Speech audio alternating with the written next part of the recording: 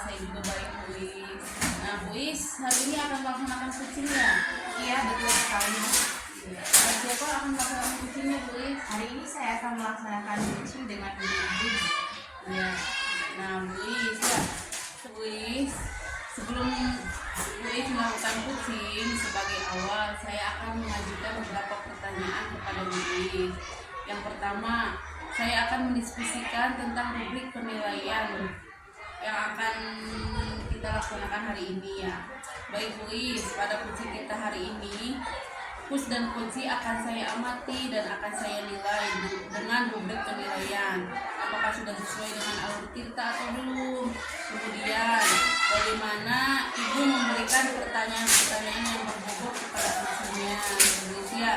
Dan juga bagaimana kucing tersebut menanggapi pertanyaan-pertanyaan dari Bu Is, dan juga apakah sudah sesuai dengan prinsip kucing yang akan dilaksanakan. Terus pada proses kucingnya bagaimana Bu Is bisa menggali potensi dari kucingnya ya. Nah, pertanyaan yang pertama yang akan saya tanyakan kepada Bu Is, kompetensi apa yang akan Bu Is kembangkan pada kucing kali ini, Bu Is? Baik, Bu Nida. Jadi kompetensi yang ingin saya kembangkan yang pertama adalah tentang kehadiran penunggu. Yang kedua adalah mendengarkan aktif dan memberikan pertanyaan-pertanyaan yang berbobot. Ya, dari Bu Is, kompetensi yang ingin dikembangkan yaitu mendengarkan aktif, memberikan pertanyaan yang berbobot, dan memberikan kehadiran yang penuh ya Bu Is ya. Nah, sekarang pertanyaan yang kedua, kompetensi mana yang akan Bu Is kembangkan lebih spesifik pada saat kucing nanti? Jadi kompetensi yang akan saya kembangkan lebih spesifik yaitu tentang mendengarkan aktif, Bu, dan memberikan pertanyaan berbobot. Ya, baik ya Bu Is ya. Nah, kemudian ini yang terakhir nih ya Bu Is ya. Kemudian apa indikator yang diinginkan oleh Bu Is dalam proses coaching kali ini? Jadi saya ingin coach saya ini bisa menemukan solusi dari permasalahan atau menemukan langkah-langkah dalam mengatasi permasalahannya, Bu Nida. Ya, ini Bu Is ya. Oke, sekian dulu ya Bu Is ya pra observasinya. Nanti Bu Is melakukan kucing dengan sendiri. Nanti akan saya observasi selama jalannya kucing nanti ya Bu Is ya. Terima kasih ya Bu Is. Ya, terima kasih, Bu Nida. Assalamualaikum Bu Is. Waalaikumsalam, Bu Indri. Bagaimana kabarnya Bu Indri hari ini? Alhamdulillah. Bu Is sendiri apa kabarnya? Alhamdulillah, saya juga dalam kondisi baik dan bersemangat, Bu Indri. Apalagi dapat bertemu dan berbincang dengan Ibu. Semoga kita akan mendapat hal yang positif dari pertemuan kita ini. Mohon maaf, Bu, kemarin Ibu kan menyampaikan kepada saya bahwa Ibu ingin bertemu dengan saya. Katanya ada yang ingin disampaikan. Kebetulan hari ini saya tidak begitu sibuk. Silakan kalau ada yang ingin disampaikan. Betul Bu, saya ingin berdiskusi dengan Ibu, tetapi sepertinya kemarin Ibu sibuk sekali ya. Jadi sementara saya umumkan niat saya untuk bertemu Ibu. Kebetulan juga saya hari ini tidak ada jam mengajar. Sekiranya berkenan, sekarang saja kita diskusinya ya Bu ya. Oh, seperti itu. Kira-kira apa nih yang akan kita bicarakan hari ini, Bu? Begini Bu, saya akan membicarakan tentang murid saya di kelas. Sepertinya dia tidak bersemangat mengikuti pembelajaran saya, dan saya ada rasa tidak nyaman mengikuti pembelajaran di kelas. Hal tersebut juga ternyata berbanding lurus dengan nilai yang didapatkan oleh anak-anak tersebut yang tidak cukup baik. Oh, demikian masalahnya. Dari diskusi yang akan kita lakukan ini, apa yang sekiranya Ibu targetkan? Saya ingin anak tersebut dapat mengikuti pembelajaran saya dengan semangat dan merasa nyaman dalam belajar di kelas, dan tentunya mendapatkan nilai yang memuaskan ya Bu ya. Saya ingin mendapatkan solusi terbaik dari masalah yang saya hadapi. Baik, dapatkah Ibu ceritakan masalah sebenarnya seperti apa sehingga anak tersebut terlihat tidak bersemangat dan tidak nyaman saat belajar di kelas, Bu? Seperti yang Ibu ketahui bahwa saya itu kan mengampu mata pelajaran bahasa Inggris kelas 6 ya Bu ya. Dalam kompetensi dasar 2 dan 3 saya memutuskan untuk melaksanakan tambahan jam belajar di luar jam reguler bagi anak-anak ya Bu ya. Karena memang waktunya saya rasa kurang cukup dan berbanding juga dengan hasil tes kesiapan belajar anak. Sangat bagus sekali tahapan belajar dan program yang Ibu laksanakan. Ibu mengorbankan waktu untuk melaksanakan pembelajaran setelah jam belajar. Saya sangat mengapresiasi, Bu. Setelah melaksanakan pembelajaran jam tambahan, apa dampak positif bagi anak-anak dan bagaimana dengan situasi dan masalah dari anak tersebut, Bu? Anak-anak itu mengikuti pembelajaran dengan baik dan semangat ya Bu ya. Nilai yang didapatkan pun memuaskan. Tetapi terkait dengan anak muda Adi, sepertinya tidak dapat mengikuti pembelajaran dengan baik dan merasa tidak nyaman dalam belajar. Begitu pula dengan nilainya yang didapatkannya kurang memuaskan. Hal ini dimungkinkan karena Adi tidak mengikuti sesi tambahan belajar karena jadwalnya berbarengan dengan jadwal latihan bulu tangkis. Sepertinya dia lebih memilih untuk latihan bulu tangkis karena memang itu sudah dilakukan sejak lama. Adi juga merupakan atlet andalan sekolah dalam cabang olahraga bulu tangkis Bu, dan sudah menorehkan beberapa prestasi yang mengharumkan sekolah. Selain itu, orang tuanya juga menekankan Andi untuk jangan berhenti berlatihan bulu tangkis yang jadwalnya tidak bisa dirubah. Begitu pula jadwal saya, Bu. Apa yang akan Ibu lakukan untuk tetap menjaga semangat dan kenyamanan belajar Adi yang mungkin merasa terdiskriminasi karena tidak mengikuti jam belajar tambahan, Bu?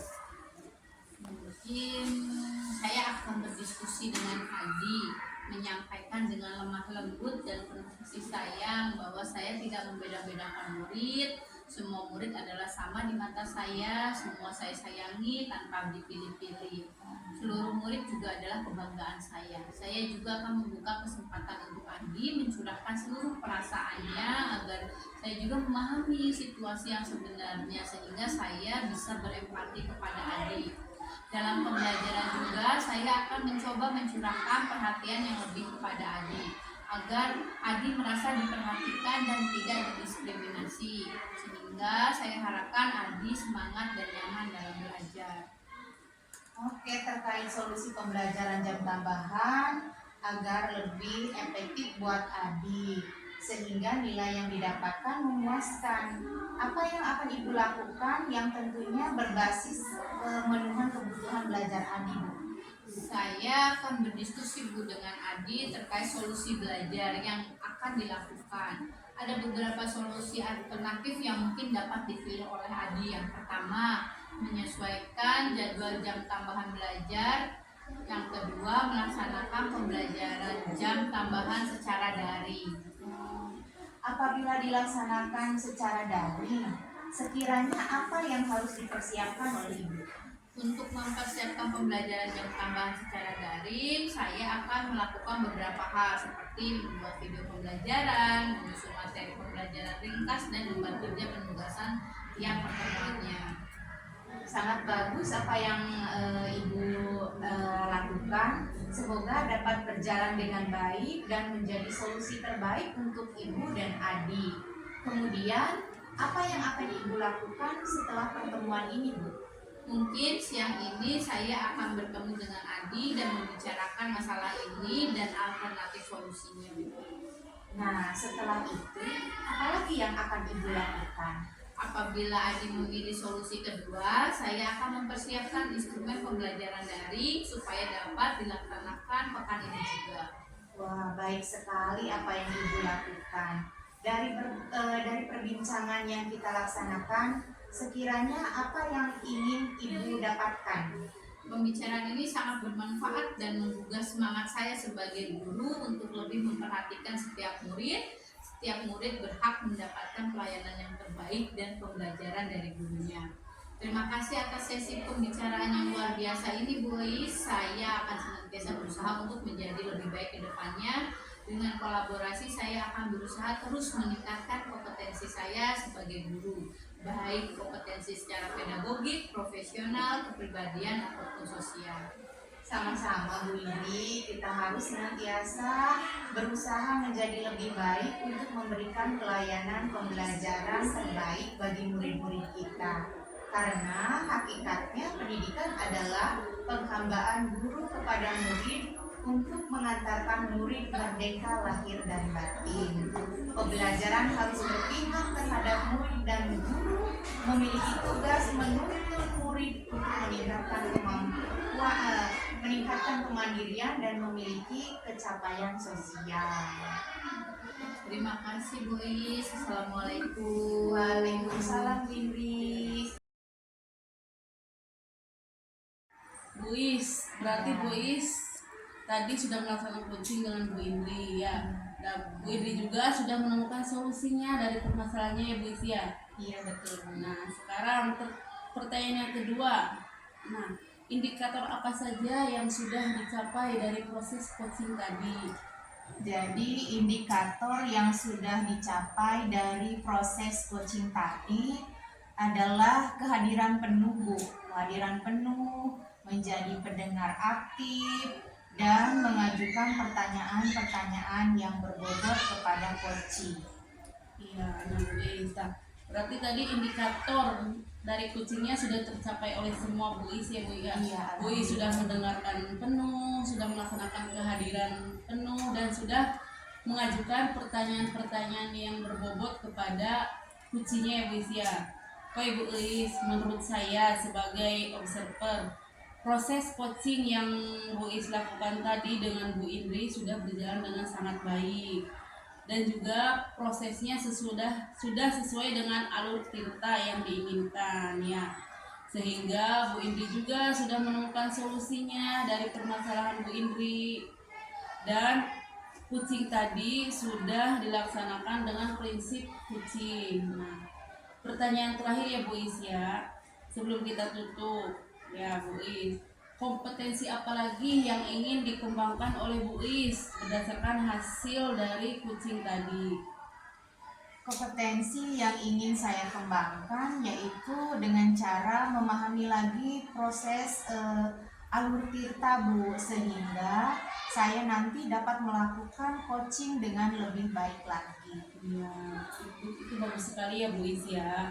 Nah, semoga kedepannya kita bisa melakukan coaching lebih baik lagi ya Bu Is ya. Ya, amin, Bu. Ya, demikian observasi dari saya. Semoga bisa bermanfaat ya Bu Is ya. Semoga kita bisa melakukan coaching dengan lebih baik lagi ya Bu Is ya. Terima kasih Bu Is. Assalamualaikum Bu Is. Sama-sama. Waalaikumsalam.